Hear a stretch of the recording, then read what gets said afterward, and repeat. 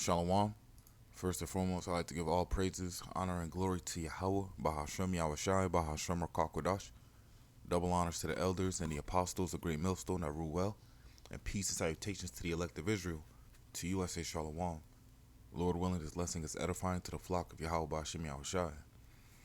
And today is Sunday, Sunday morning getting ready for camp, I just want to get on a quick subject about how, or why we should abstain from sex before, doing going out to the highways and byways, man.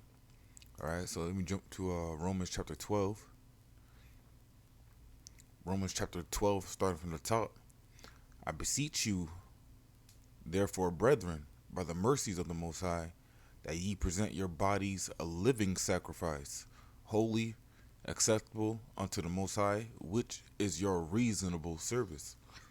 All right, it's a reasonable service to offer our bodies as a living sacrifice to Yahweh Bashem Yahushai.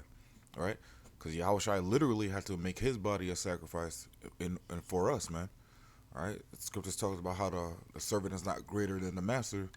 So anything our master went through, we should go through the same thing. Not on his specific level, right? Because scriptures talk about how he was marred more than any man, right? But we gotta catch hell just as the likewise, man.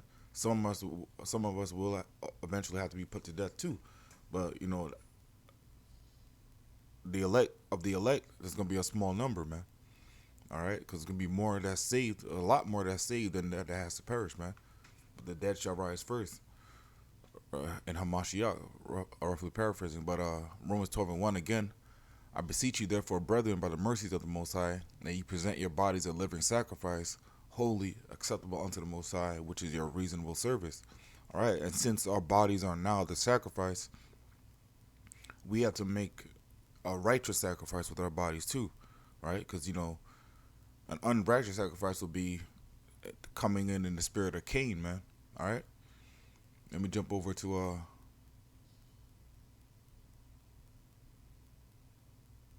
I believe 1 Samuel 21.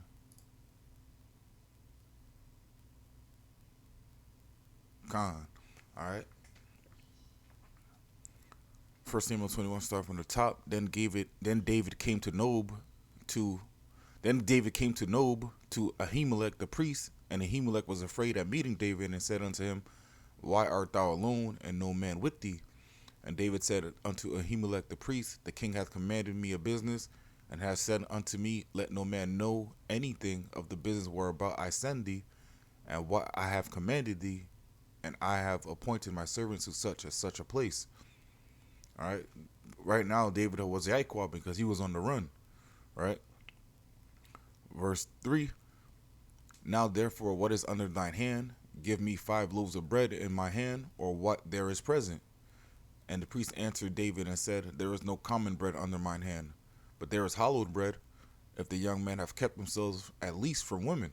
Right? Hallowed being holy, holy meaning separate and set apart. All right, so this bread was holy and set apart.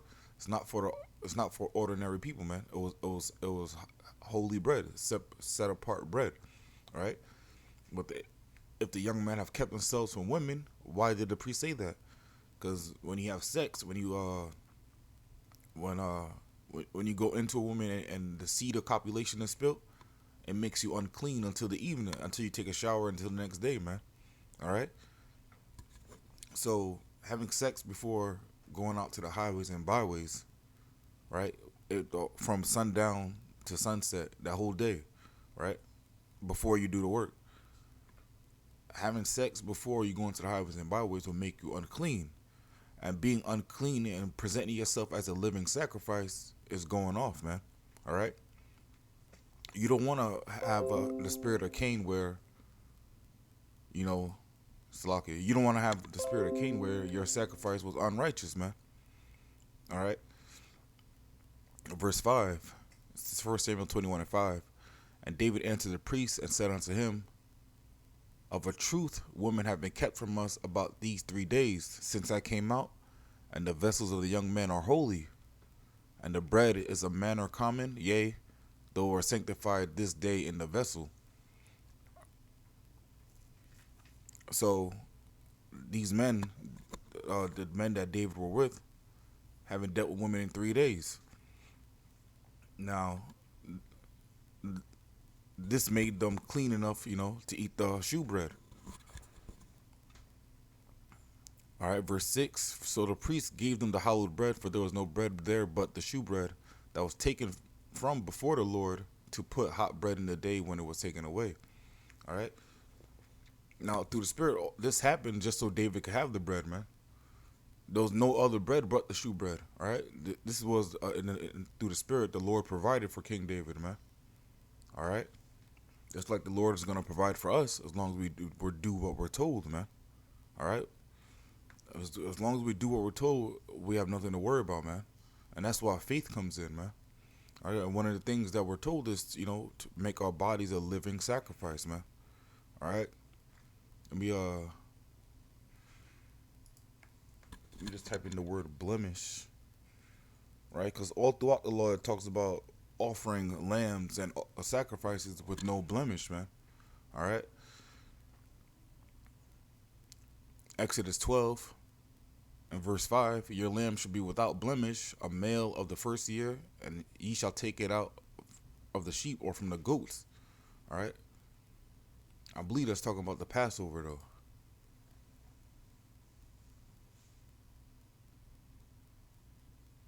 Con.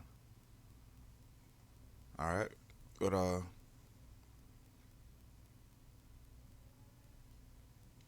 Leviticus chapter 1. Leviticus chapter 1, starting from the top. And the Lord called unto Moses and said unto him out of the tabernacle of the congregation, saying, speak unto the children of Israel and say unto them, if any man of you bring an offering unto the Lord Yahweh Bashim Yahushai, ye shall bring your offering of the cattle, even of the herd and of the flock. If his offering be a burnt sacrifice of the herd, let him offer a male without blemish. He shall offer it of his own voluntary will at the door of the tabernacle of the congregation before the Lord. All right. Now, being on the highways and byways, when you're with the brothers, man, that's a congregation, man. That's a church, man. That's ultimately a temple, man. All right. Even though each body is a part of the temple as well, know ye not that ye are the temple of the Most High, man, and the Most High dwelleth within you. All right. Roughly paraphrasing. So, it's best, to refrain from things that'll make you unclean before you hit the highways and byways, man. All right. Let me jump over to 1 Corinthians 3.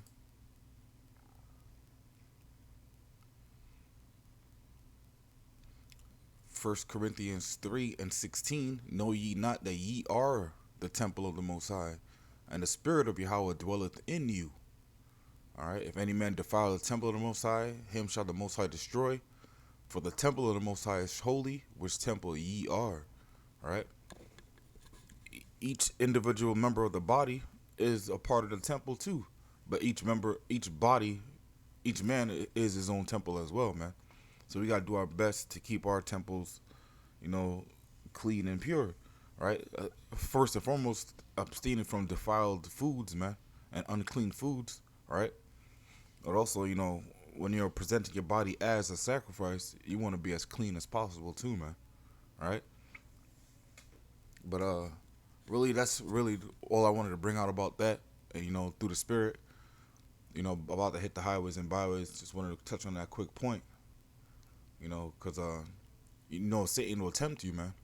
Satan will tempt you when he knows you are at your weakest, man. It's like he tempted Yahweh Shai after fasting 40 days and 40 nights, man. All right. But Yahweh Shai used the word to cut him, right? When you're at your weakest point, you resort to the word, man. All right, and this word will deliver you 100 times out of 100, man, if you follow what it says, man. All right, if you do your own thing, all right, it's not going to profit you any, man. All right, but again, I want to give all praises, honor, and glory to Yahweh, Bahashem Yahushai, Bahashem Rakakwadash. Double honors to the elders and the apostles, a great millstone that rule well. And peace and salutations to the elect of Israel. Until next time, I want to say shalom and a barber ball.